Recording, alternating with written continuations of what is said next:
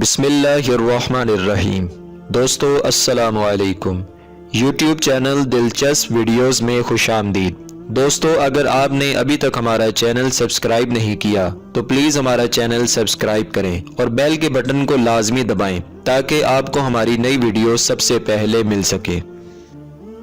مولانا جلال الدین رومی رحمۃ اللہ تعالی علیہ فرماتے ہیں، ایک شخص رات کے وقت اللہ اللہ کرتا تھا اور اس ذکر سے خوب لطف اٹھاتا۔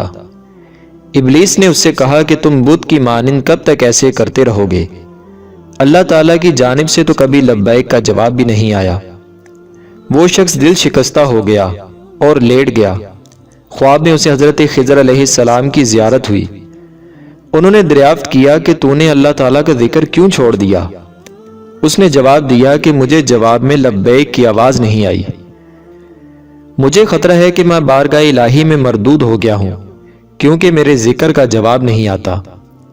حضرت خضر علیہ السلام نے فرمایا، اے سادہ لو، تیری عاجزی اور درد سوزی تیری جانب اس کا قاصد ہے۔ کسی شخص کو عبادت کی توفیق ہونا اللہ تعالیٰ کی جانب سے قبولیت کی دلیل ہے۔ یہ اللہ تعالیٰ ہی کا کرم ہے کہ وہ اپنی یاد میں لگا دے۔ اللہ تعالیٰ کا عشق اس کی رحمتوں کو متوجہ کرتا ہے۔ دعا کرنے والا ایک مرتبہ یا رب کہتا ہے تو اللہ تعالیٰ کی جانب سے چند بار لبیک کہنا بن جاتا ہے، اور جس سے اللہ تعالیٰ ناراض ہوتا ہے اسے کبھی دعا کی توفیق نہیں ہوتی۔ اللہ تعالیٰ اسے درد سر سے بھی محروم رکھتا ہے۔ جو بیماری اللہ تعالیٰ کی جانب رجوع کرا دے وہ اللہ تعالیٰ کی جانب رحمت ہوا کرتی ہے۔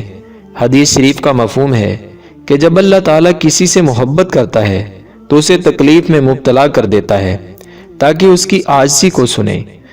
درد اور آنسوؤں کے ساتھ دعا عشق کا ہی نتیجہ ہوا کرتی ہے۔ گھٹ کر رونا ابتدائی حالت ہوا کرتا ہے۔ جب انسان درد اور رونے کی حالت میں اے مددگار، اے معین پکارتا ہے تو آواز صاف ہو جاتی ہے اور اسی میں انتہائی غم کی کیفیت ہوتی ہے۔ جب جذبہ الہی طاری ہوتا ہے تب انسان درد کے ساتھ گریہ کرتا ہے۔ اصحاب کہف کا کتا ان اصحاب کے فیض محبت سے برابر اللہ تعالیٰ کی وحدت کا جام پی رہا تھا۔ ایک مجاہد جنگ کی سختیوں پر صبر سے کام لیتا ہے تو فتح یاب ہو جاتا ہے۔ صبر کشادگی کا راستہ ہے اور تمام معاملات میں احتیاط سے کام لینا ضروری ہے۔ غفلت انسان کو منزل سے دور کرا دیتی ہے۔ ہر نفسانی خواہش کے پیچھے بھاگنے والا تنکے کی مانند ہوا کرتا ہے۔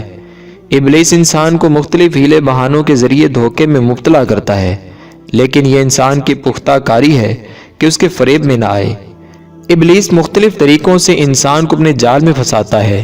دنیا کی دولت کی جھنکار انسان کو اس کے فریب میں مبتلا کر دیتی ہے، اور یاد رکھو کہ قناعت بڑی دولت ہے، کیونکہ دنیا کی چمک چند روزہ ہے۔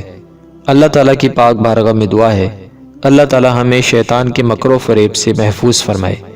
دوستو اگر ویڈیو پسند آئے تو اسے لائک اینڈ شیئر کریں اور ہمارے چینل کو سبسکرائب کرنا نہ بھولیے گا۔ شکریہ۔